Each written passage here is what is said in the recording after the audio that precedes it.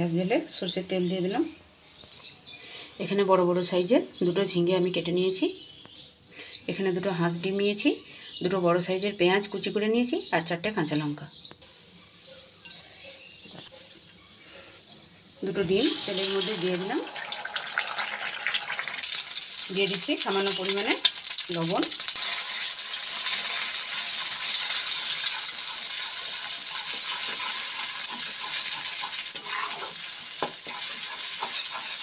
বন্ধুরা, দুপুরে রান্নার সময় অনেক সময় কোনো কিছু যখন জোগাড় থাকে না, বা এমন জোগাড় থাকলেও যেটা পুরো পরিবারের হবে না, সেক্ষেত্রে দুটো মাত্র ঝিঙে আর এই দুটো ডিম দিয়ে কী করে পুরো পরিবারের দুপুরের মেনুতে একটা আইটেম তৈরি করা যায়, সেটাই আজকে আমি তোমাদেরকে দেখাবো। তো ভিডিওটা শুরু থেকে শেষ পর্যন্ত একটুও স্কিপ না করে দেখো, আর কেমন লাগলো অবশ্যই কমেন্ট করতে ভুলো না।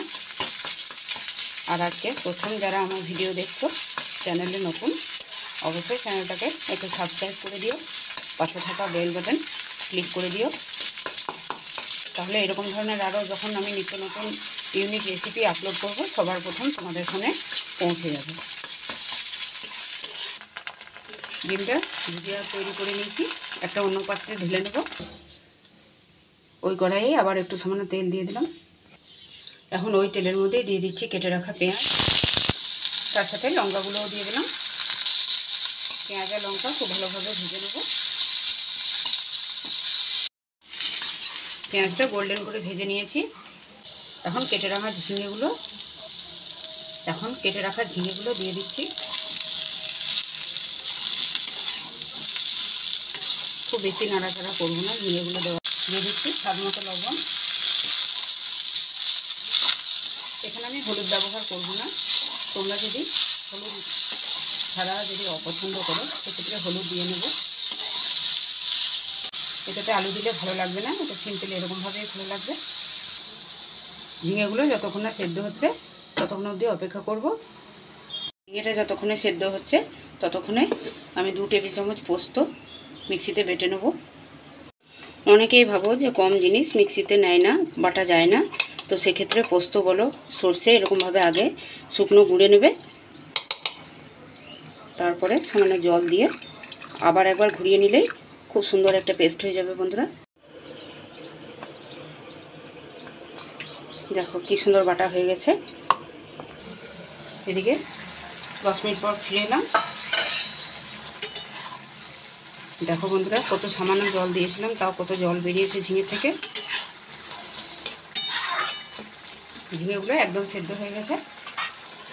এখন এর মধ্যে দিয়ে দিচ্ছি যে ডিমগুলো ভুজিয়া করে রেখেছিলাম।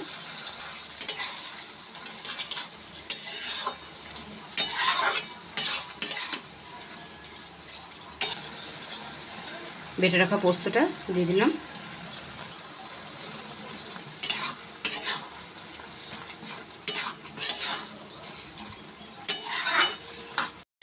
দুটো মাত্র ডিম আর দুটো ঝিঙে দিয়ে দেখো বন্ধুরা, দুপুরের কত সুন্দর একটা লাঞ্চ আইটেম রেডি হয়ে গেল। এটা এমনকি তোমরা লুচি পরোটার সাথেও খেতে পারো, ভালো লাগবে।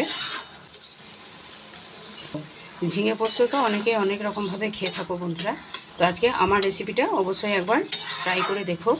আর বন্ধুরা, রান্না করে খাওয়ানো এবং রান্না করে আপলোড করার শখ আমাদের অনেক দিনের, তো হঠাৎ করে নিউজ ফিড স্ক্রল করতে করতে এটাও মেমোরিতে দেখতে পেলাম, তো ভাবলাম চলো আজকে তোমাদের সাথে এটা শেয়ার করি।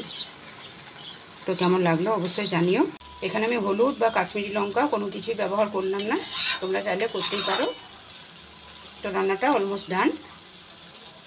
আজকে এই পর্যন্তই, ফিরে আসছি আবার অন্য কোনো দিন অন্য কোনো জিভে জল আনা রেসিপি নিয়ে।